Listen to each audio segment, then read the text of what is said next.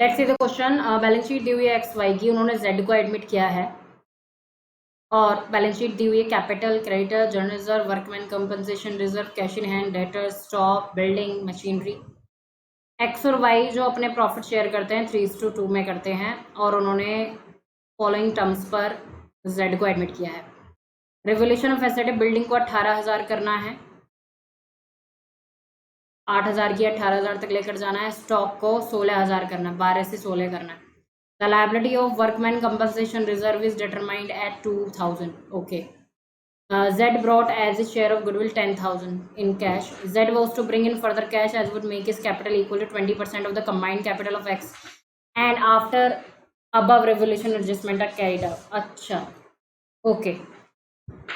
Z जो है अपनी गुडविल के रूप में 10,000 लेकर आया है और ये जो Z जो लेकर आएगा कैपिटल वो X और Y की, यहाँ पर कंबाइंड कैपिटल केवल X लिखा हुआ है, यहाँ पर Y भी होना चाहिए। ठीक है, combined capital of X and Y दोनों की कैपिटल का कितना लेकर आएगा, 20% लेकर आएगा। The further profit sharing proportion 2/5, 2/5, 1/5 यानी 2:1 रहेगा इनका क्या, न्यू रेशो।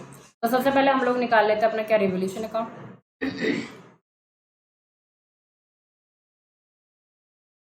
तो बाय बिल्डिंग को बढ़ाना है 10,000 से,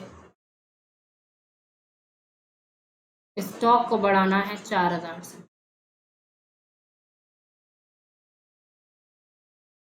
ठीक है, और वर्कमैन कंपनसेशन रिजर्व तो हमें बनाने की जरूरत नहीं है क्योंकि 4,000 का बनाया हुआ है हमने और लायबिलिटी आई है केवल 2,000 की, तो उसमें तो कोई प्रॉब्लम नहीं होगी।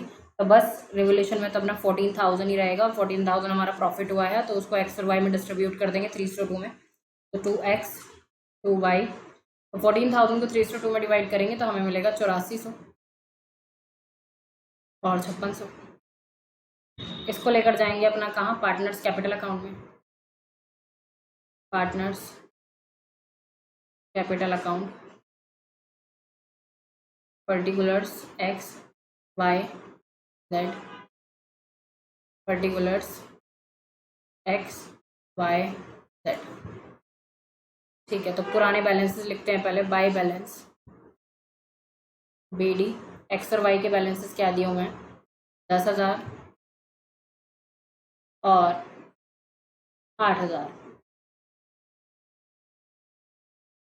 ठीक है, उसके बाद जर्नल रिजर्व दिया हुआ वो डिस्ट्रीब्यूट कर देंगे। जर्नल रिजर्व हमें दिया हुआ है 16,000 का, 16,000 को 3:2 में डिवाइड करेंगे तो हमें मिलेगा 9600 और 6400। फिर वर्कमैन कंपनसेशन रिजर्व है, उसको केवल 2,000 बचेगा, 2,000 को डिस्ट्रीब्यूट कर देंगे 1200 और 800। रिवोल्यूशन का प्रॉफिट है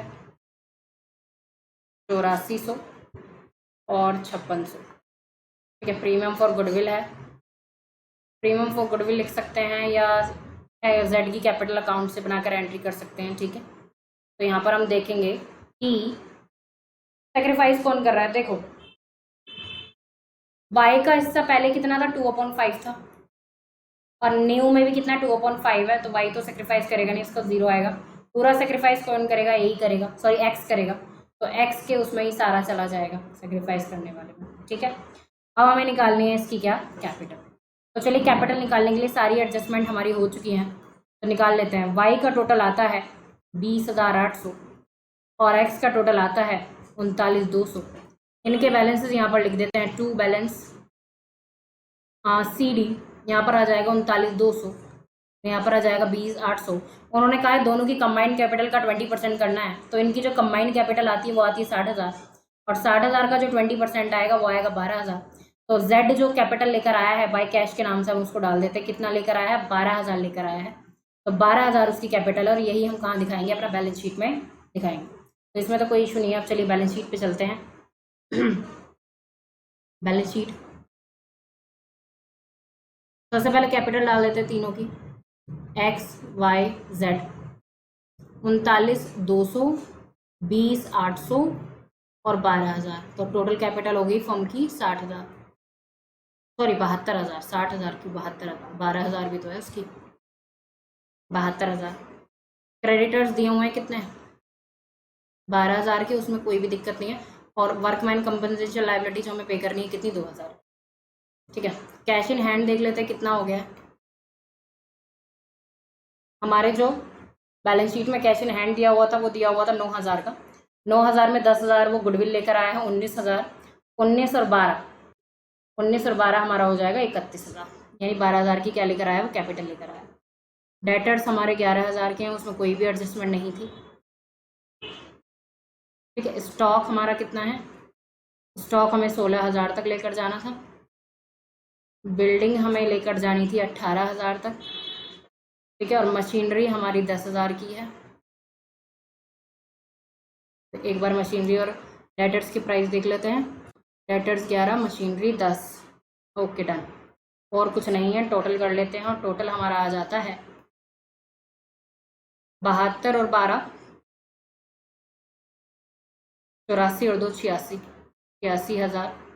31 और 11, 31 और 11 42, 42 और 16 58, 58 और 18 76, 76 और 10 86। तो 86 आ गया।